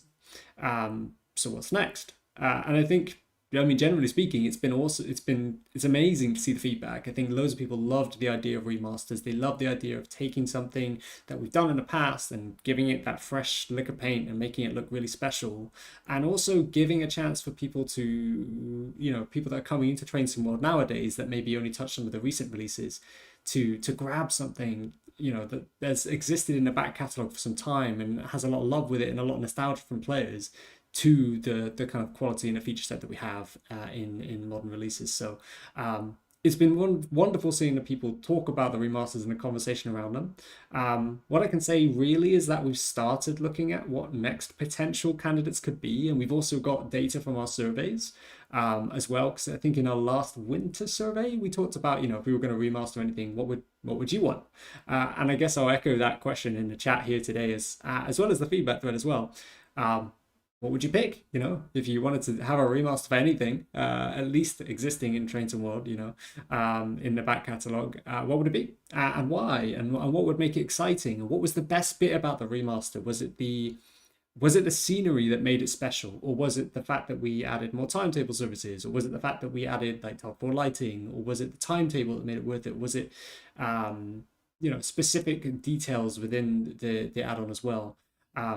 It's fair to say the level of remaster isn't necessarily consistent, at least with what we did with GWE to Connacht and to East Coast Way. They each had like a strength they did really well, and maybe compared to each other, they each did something maybe that another one didn't quite do.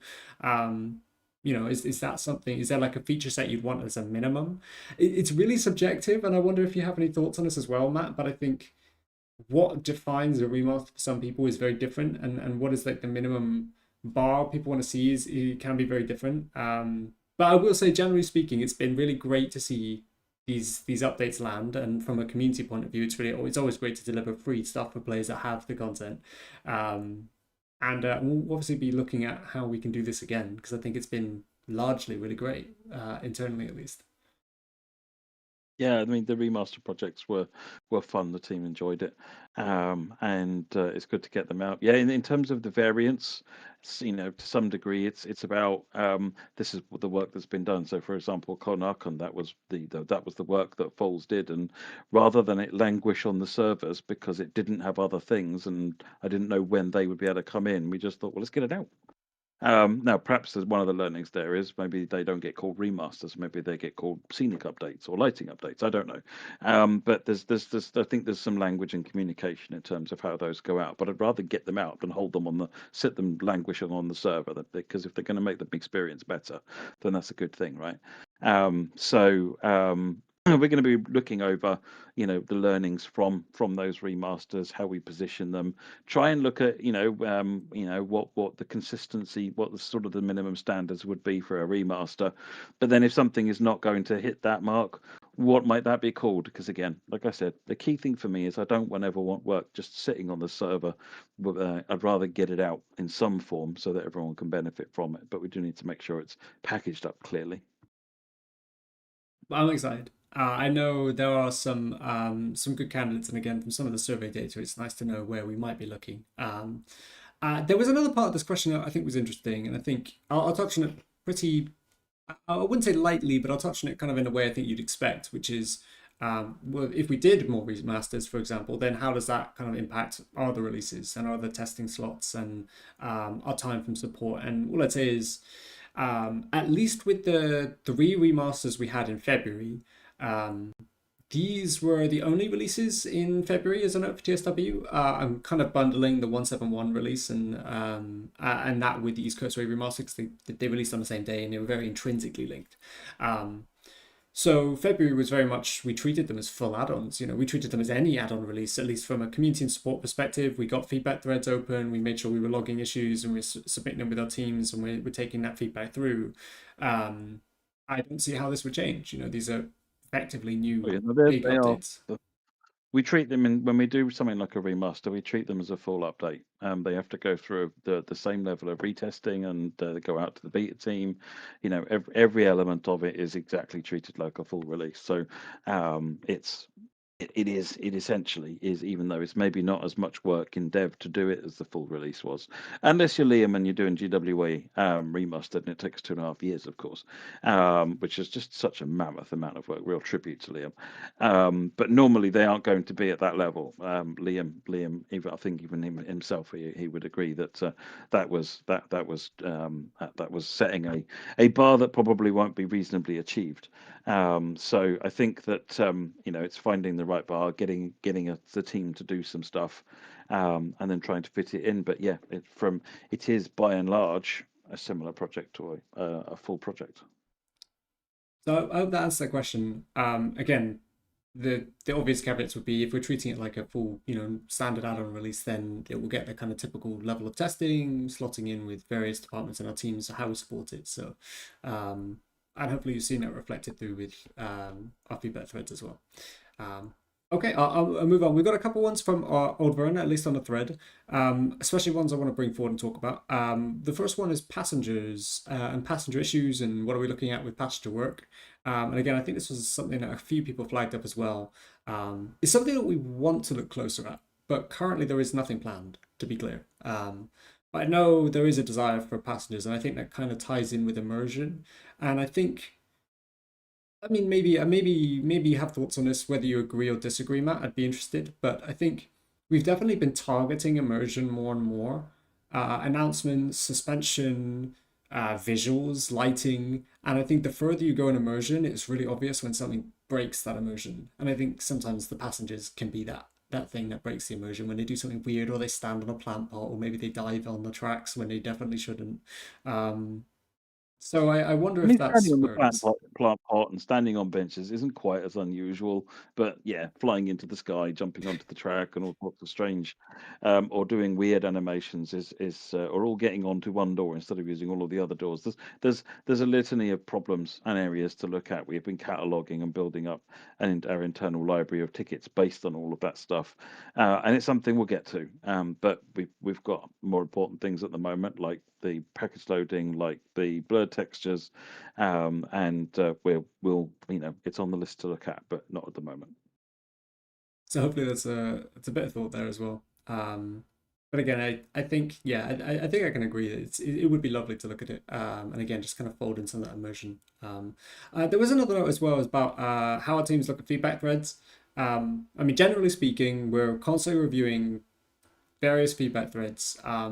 The top level of it all is outside of just generally reviewing what is active in our community from a support and community perspective. When a new release lands, so when we've got the Liberec Stará-Paka release tomorrow, we'll open up our feedback threads. We'll make sure we're supporting it throughout the day along when it releases on various platforms. We'll keep an eye on it loosely as it gets into the kind of later hours, but we also have Candice and some of the support from our teams when we're obviously away from hours and when it's overnight for us as well.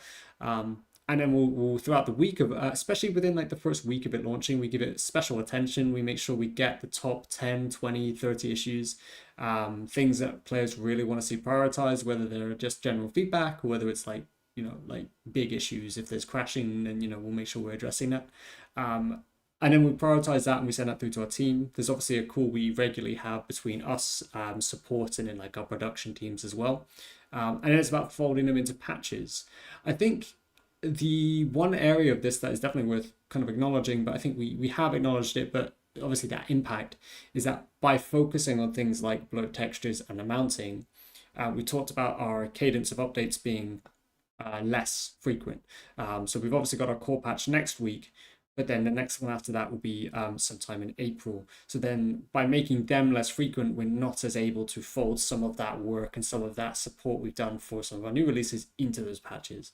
That will change. That's not like a permanent change, but obviously we need to focus on these core issues more, and it's important we do that work. So that's generally the process. I think is, there was a couple of people answering this, but specifically for Vern, I think you've obviously heard and a lot about that process as well.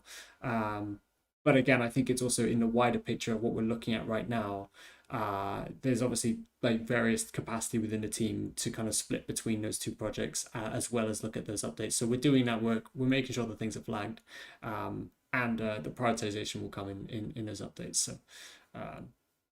yeah, hopefully that gives a bit of an answer. But obviously our team is still looking at those feedback threads. We're still looking at all the feedback threads. I think the 380 was noted as well.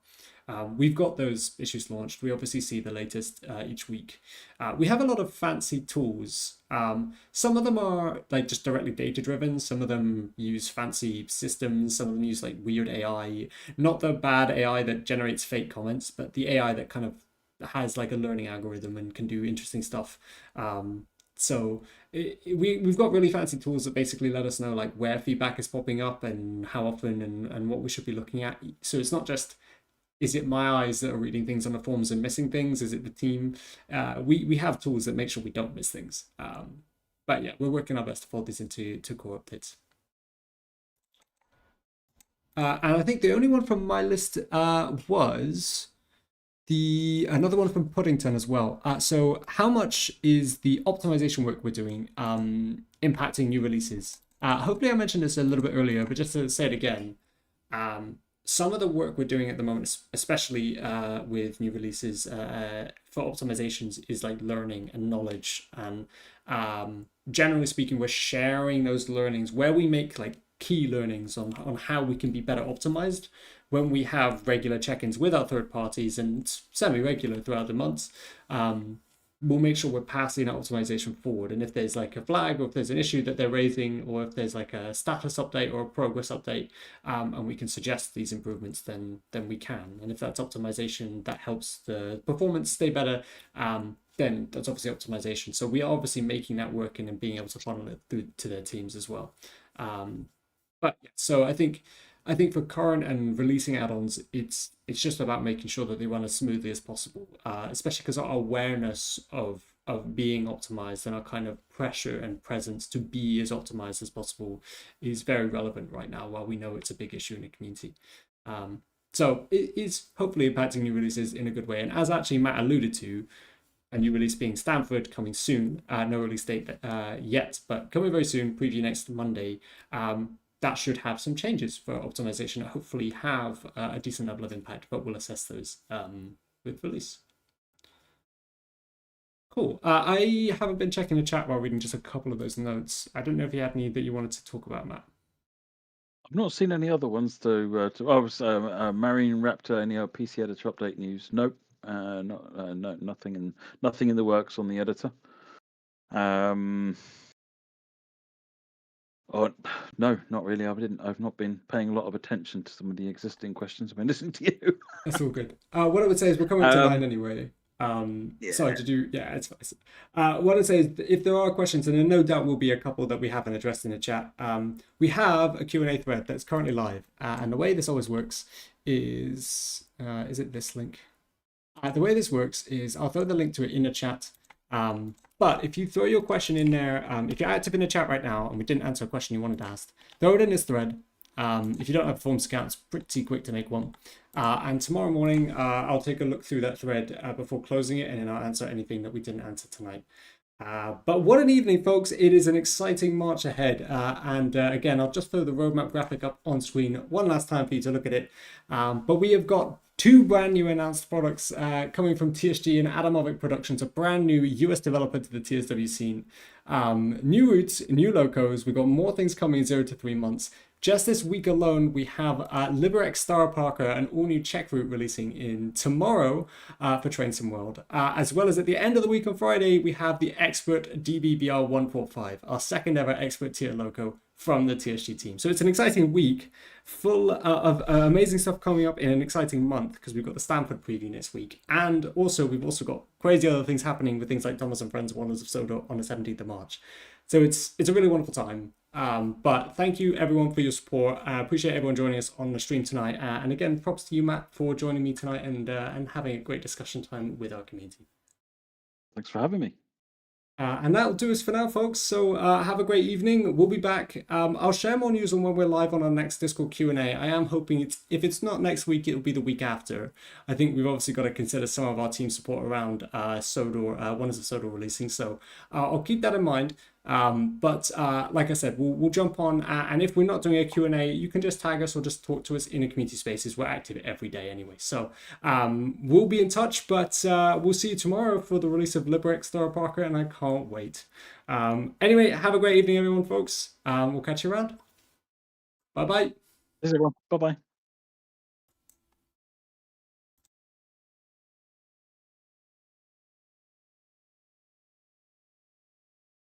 You can't blame me for having this Festival of Rail screen on. It's too good looking. I know it's not Festival of Rail, but sorry.